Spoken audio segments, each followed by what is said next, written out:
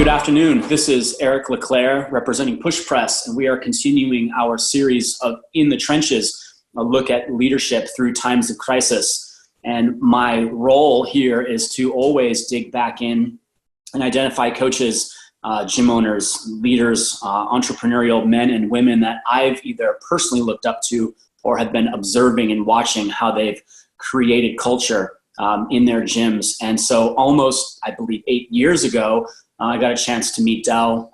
He was a competitor at the CrossFit Games in the Masters bracket. And luckily for us, we had Donna Walters competing. And man, you stuck out. You just had a level of charisma and motivation and energy and enthusiasm that was infectious. And I just started watching and paying attention, of course, after Masters, and found out where your CrossFit was and knew that my wife and I wanted to visit, and we've dropped in, and I've really paid attention to you. And I sincerely appreciate who you are and what you've done. So for those of you that don't know, feel free, my friend, introduce yourself. Okay, I'm Del Lafountain. I own South Tahoe CrossFit, South Lake Tahoe, California. Beautiful. I'm a 40-year Tahoe resident, 40 plus. I originally from Massachusetts. I was a skier, competitive skier on the East Coast, and you can only go so far with competitive skiing. Right. On the East Coast. Everything was based out of the West Coast. So I took a semester off from UMass and decided I was going to come out and compete. Spent the first probably 3 weeks driving around to different ski towns throughout the West Coast, trying to figure out which one was the best suit for me. I found that a lot of these ski towns were really cold, like really cold. I don't know if I was just hitting a bad pattern for weather, but I got to Tahoe. It just snowed 2 feet. It was sunny and 42 degrees. And I said, this is my place right here. And so that's how I ended up here. So that took you, that sport, then you transitioned to the West Coast. And when did you make the decision that, racing or fitness was going to be the direction you took? I started off as a ski racer and competed in a bunch of different disciplines. When I moved out here, I was a pro bump skier, which you can only do for so long. You take a beating doing that. Right. And I could transition into extreme skiing and competed in that for several years. And then I kind of transitioned into skier cross and X Games type skiing. Okay. But then I went a little bit too long. I went past my shelf life. My last race, I was 42 years old. It was X Games qualifier at Squaw, and I ended up breaking 8 bones. Wow. And just one race, and that was it. I decided I'm just going to ski for fun now. But then I was always, to stay in shape, I would do triathlons in the summer and try to stay, training for something or competing in something. I've been a competitor my whole life and just enjoy the aspect of competing. So started getting into triathlons, and that eventually led to adventure racing and then to multi-day adventure racing. And we continued with that. I was doing that up until I was probably 50 years old, and then started the CrossFit. Now that's something, I only dabbled in adventure racing for a few years, but to find a competent, competitive, and capable 50-year-old versus 25s and 30s and, whatever, how did you just must have had such a huge base built that you could do that? Well, it just understanding what the advantage we have in Tahoe. We're at elevation. We're constantly riding at elevation. Our lake level is 6,000 and our mountains go up. We're riding up to 9,500 feet. Wow. So it's incredible training. The capacity you're building, riding, on 3-4 hour training rides, climbing thousands of feet. My capacity at that time was actually way better than it is right now with CrossFit. Right. For sure. Yeah. So we had a big advantage. We go to races that were at sea level and we just didn't get tired. We were like, so we were able to, I was able to race into my 50s just because of the environment I'm used to being in Tahoe and training in Tahoe. So were you able to either emulate or look up to racers that were, let's say, maybe years ahead of you? Like, did you have folks that you, like a racing team or racing pairs that you wanted to emulate from like a mentor standpoint or like an idol standpoint? Were you like looking forward to beating certain teams or becoming a certain level racer? Yeah, we always looked up to the Nike team. They had a really, really good team. They're a strong number one team in the world. Right. That was the old team, right? I'm sorry? Was the old Nike ACG team? Yes. Yeah. Wow. And I really looked up to those guys, and obviously we weren't at that caliber, not even close.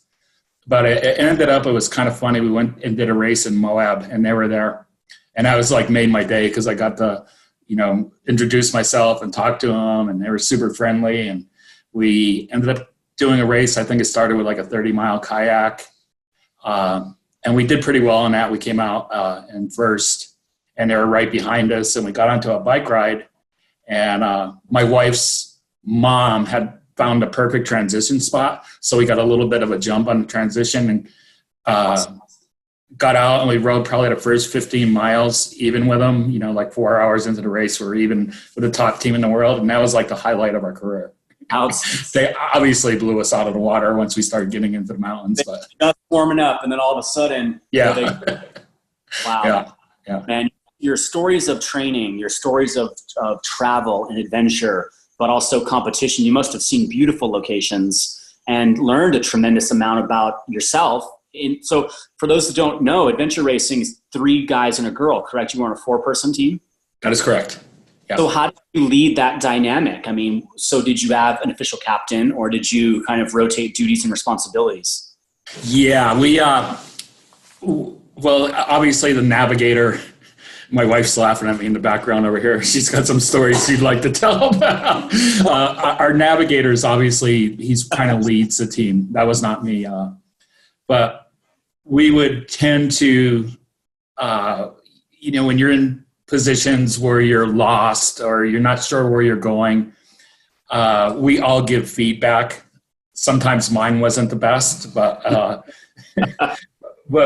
it's really weird how the dynamic changes when you're tired. It's nighttime. You can't see. You have problems with lighting, or your lights go out. So we just do the best we can to try to help each other out. And with adventure racing, you're only going to go as fast as your female can go, right? So we did everything we could to try to make sure that our female teammate was taken care of, and tried to keep her moving because we're as fast as she was. Right. Yeah, it makes total sense. Sense. So were you able to take and transition, of course, because gym ownership and coaching and now developing others, right, clients or other athletes, and obviously yourself, I mean, competitive in the Masters bracket for CrossFit. And that was new. I mean, we go back to, when did Masters become a thing? 11 and 12 or 13? 2011. 2011, right? Yeah. So you go from being athlete yourself to then being on team of other athletes to now opening the gym, coaching, teaching, training, developing while still working on your own training. Was that thing, or was that, did you build it that way on purpose? No, I have an interesting dynamic. My full-time job only requires me to work about an hour, maybe 2 hours a day. So you want that job?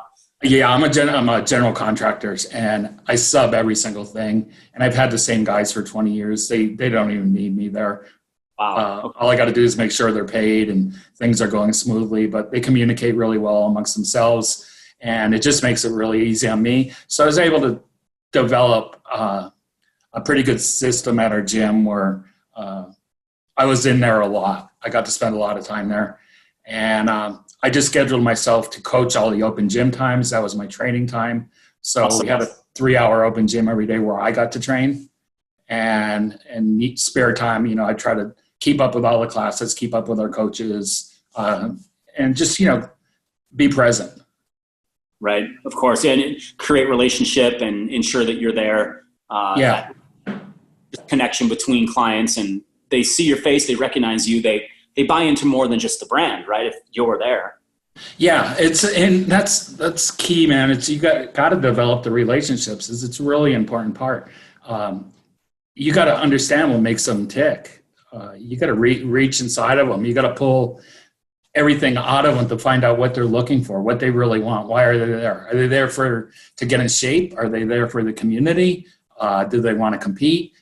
Everybody's got a little different reason why they're there. And your job running a gym is to figure that out and make sure they're getting what they need. Yeah, no, completely. It's interesting. I've sat, so we're just down the hill from you here outside of LA.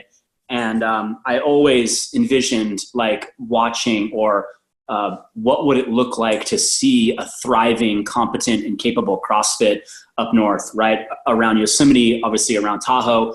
My heart was always set on opening one close to Mammoth just because we fell in love with Mammoth.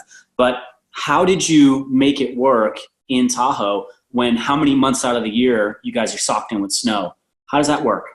Yeah, I mean, it's pretty much the same thing. It's just we don't get outside to run in the winter, obviously. Right. So we all get to be really good rowers. Right. So and basically everything is the same except for we can't run in the winter. We don't even try.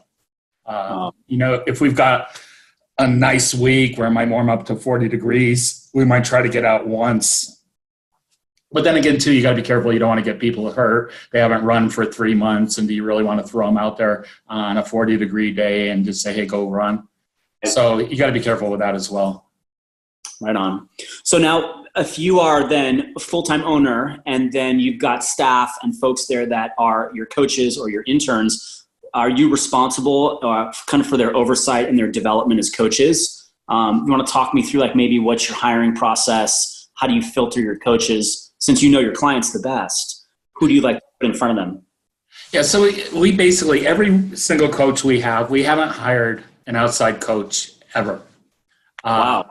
Yeah, every single coach we've had's come up through our system, understands the system. We typically want them doing like 3 years of CrossFit before we can even start talking about the level one. Sure, okay.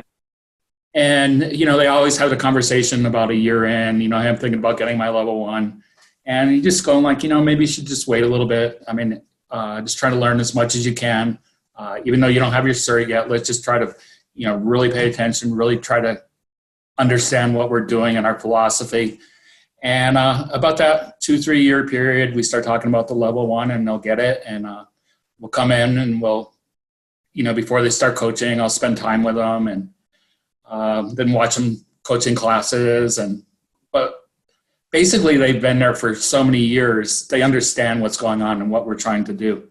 And our gym is pretty lax. I see a lot of gyms that are pretty stringent. To me, you really got to understand what your people are there for, right? So when we come in and we're doing a warm up, man, it's social hour. I know a lot of coaches that don't really like that. They want to be in charge, but I understand that our people are there. That's an hour away from their kids. That's the only hour of social time they're getting, right? So it's important to let these people kind of go ahead and talk and, have their little social time. And when it's time to do the workout, let's get after it. But I'm really big about allowing the freedom for people to get in there and just enjoy themselves and, enjoy their social hour. And definitely paid off. I mean, you obviously have stood the test of time and, made an open, an affiliate that is not, we watched the city close to us. We watched the city rise with about 14 affiliates I would say probably about 2015. And now they're back down to like 7. And so the ebb and flow of ownership and who's running what box and who's trading and who's moving and merging has just been wild in Southern California, just wild. What ends up, so you've got this staff and you've got a community that you've really nurtured, and we're now hit with this. We're now hit with COVID and coronavirus, or you now have to care for them in a different way.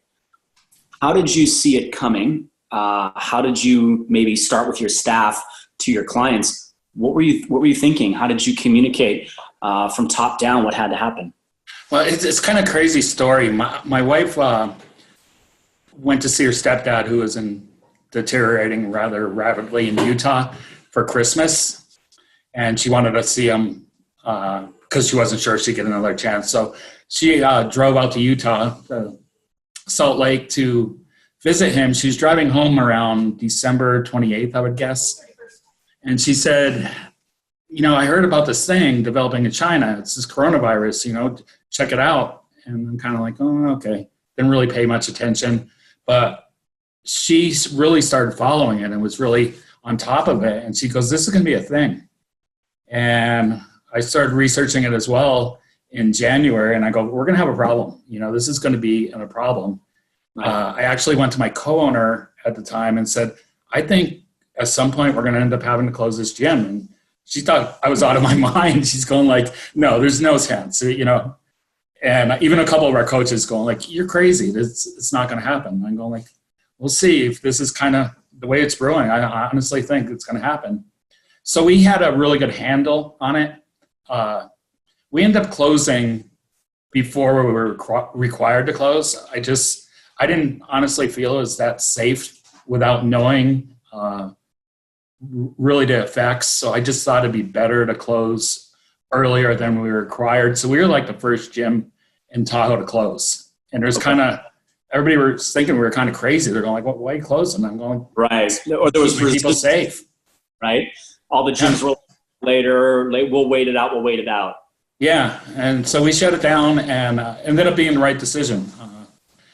I think our members more than anything really appreciated it. Sure.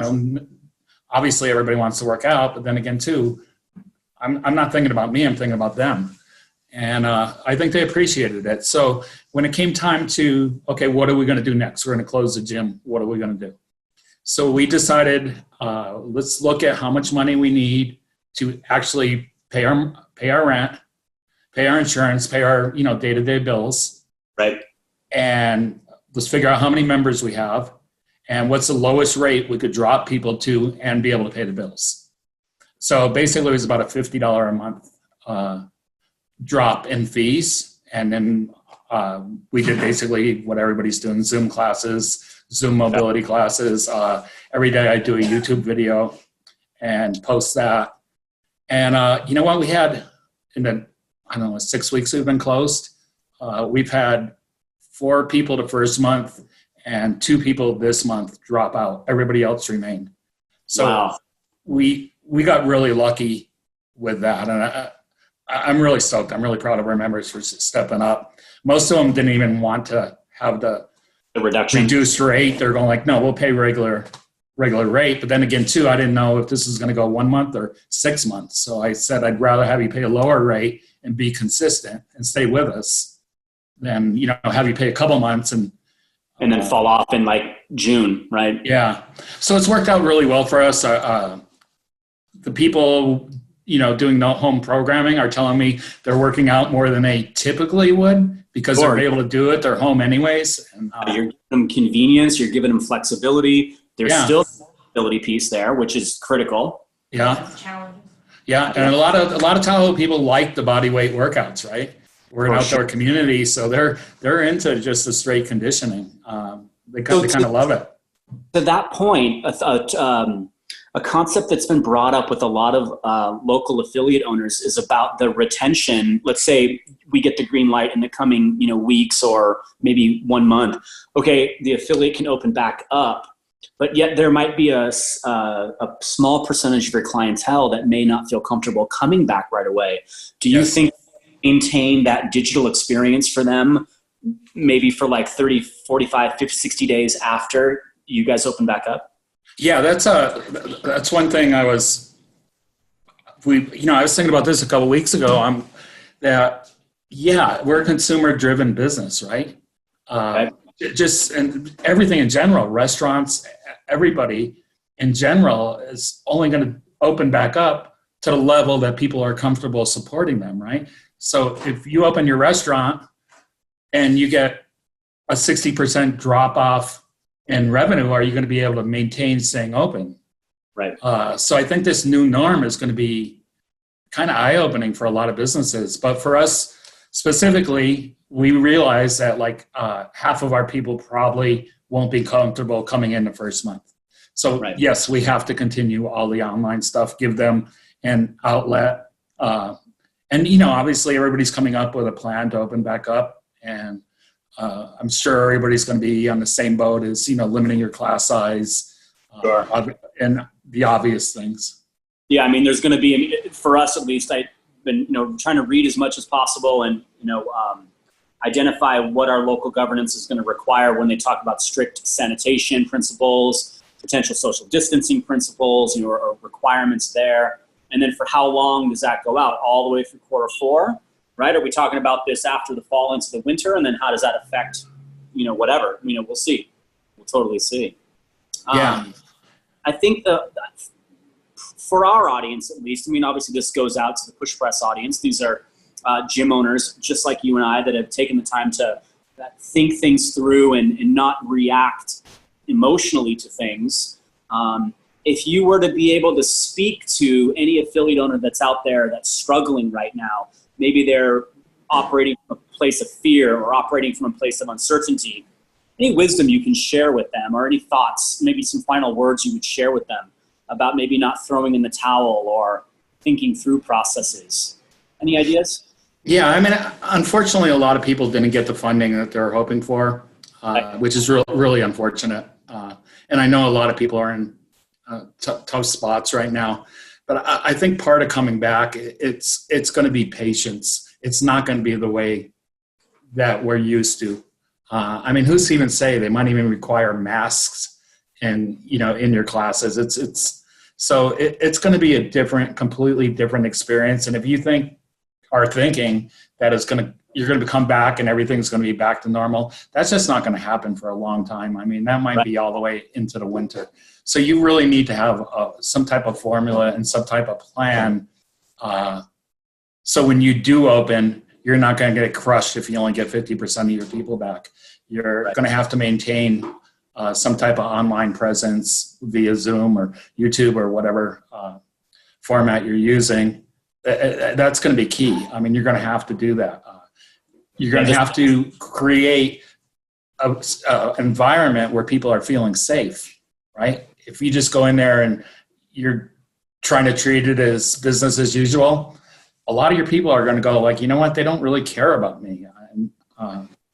Maybe I need another gym, or maybe I don't need to go to the gym. It's summertime. We're going to be going into summer. There's a lot of other ways to exercise. So you're going to have to create an environment where people are comfortable and they feel like you got their back. And correct. It's just going to be patience, right? It's just patience and really learning the new norm. It's hard to say how it's going to roll out, but whatever way it is going to be, it's definitely not going to be business as usual.